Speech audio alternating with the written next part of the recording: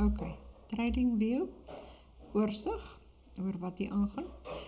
Langs jou kaart, jy het nou jou kaart oopgemaak, net langs jou kaart is die minute en die dae en die ure wat jy kan inzoom op jou kerse. Hierdie is nou jou kerse, jou candles, en hierso kan jy jou kerse se interval verander.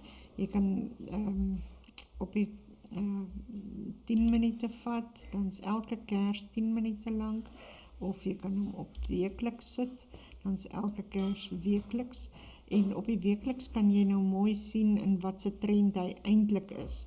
Maar ons speel op die 1 minuut kerse, want hy is die meeste volatile op en af, dan kan jy beter trade op dit.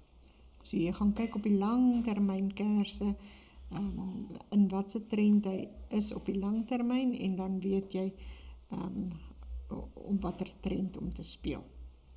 Ok, so dit is jou verskillende intervals wat jy kan kry. Hierdie sekonde intervals is net beskikbaar vir die premium accounts, maar jy het dit nie nodig nie, so speel net op die 1 minuut kaarte, en dan hou jy net so jou 4 ure nou en dan dop om te sien wat doen hy daar. Jy kan gaan kyk wat doen jou eendagkerse.